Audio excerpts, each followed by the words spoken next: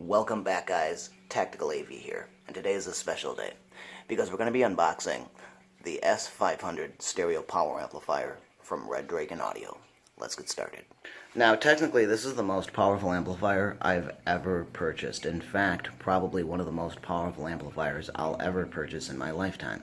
It's rated at 250 watts by 2 at 8 ohms, and it completely doubles down at 500 watts by 2 at 4 ohms, but it can be wired in bridged BTL mode.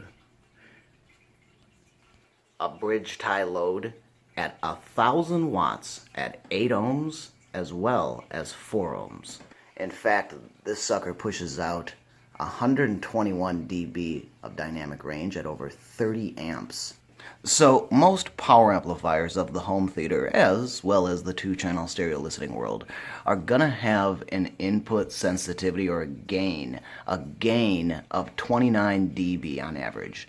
Since this power amplifier can technically be wired in two different ways, stereo and bridge tie load or bridged mono mode, it actually has two input sensitivities.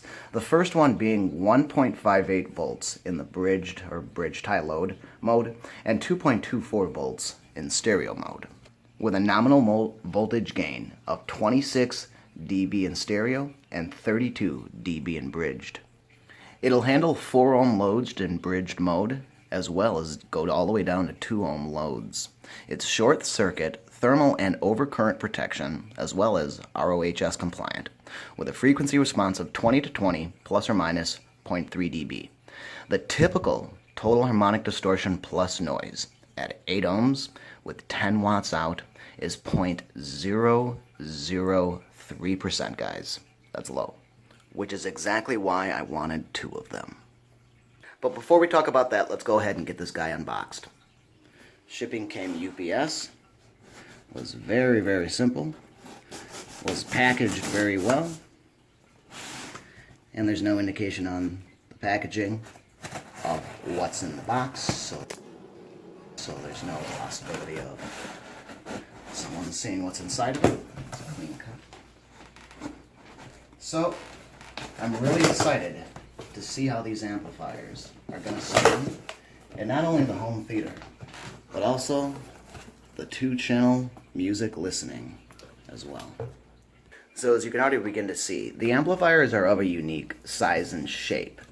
They're definitely hefty, but a Class D amplifier needs to be nowhere near as heavy as a Class AB. Since it just doesn't have the same topology and circuitry, it just doesn't have to be anywhere near as heavy. However, one great thing about the Class D nature as well is there's not necessarily a need for vents, and it doesn't create that much heat. So I'm going to go ahead and pull this guy out of the box and see how beautiful this amplifier looks.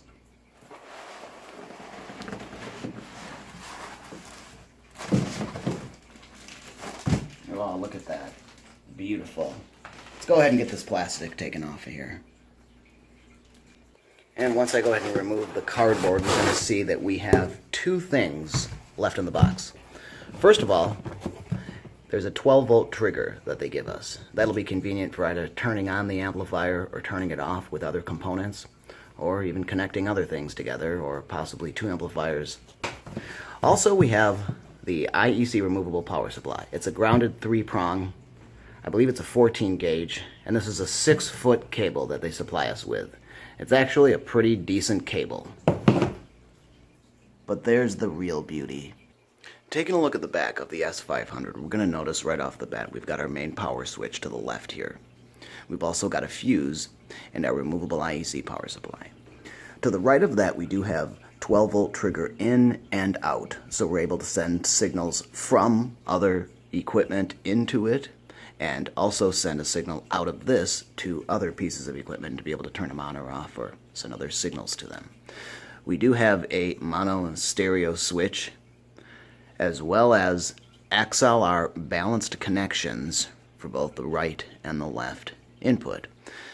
We also have the RCA connections, which are actually separated in the circuitry of the unit, as well as the 5-way binding posts on each side. Beyond the XLR connection, we also have an input select, whether it's RCA or XLR balanced. If you notice the binding posts here. They're actually one of the most unique type of binding posts I've ever seen on an amplifier or speaker. And when you really look closely at them, you can see that they're of a unique nature in a sense of they used a really unique design and a color option or scheme. One of the most important things is they're actually gold plated and they feel really tight and rugged. These are definitely going to clamp down on any long grain copper that finds its way inside of there. In fact, the binding posts are what Red Dragon Audio refers to as the WBT Next Gen Pure Copper Binding Posts with pure gold coating. It has a solid aircraft-grade extruded aluminum chassis that reflects both electromagnetic interference as well as radio frequency interference. And it's got a universal mains operation that'll work anywhere in the world. But this is an item that is definitely proudly made in the USA. So a little bit about this amplifier and the company Red Dragon Audio. In fact, they completely redesigned this amplifier from ground up. They used their latest creation in how their new stereo amplifier would sound. It uses the latest Pascal amplifier architecture with their proprietary input buffer section to bring forth their best effort ever to date. And in fact, there's a reason to exactly why I decided to buy two of these amplifiers versus one of a different brand, or even two of a different brand.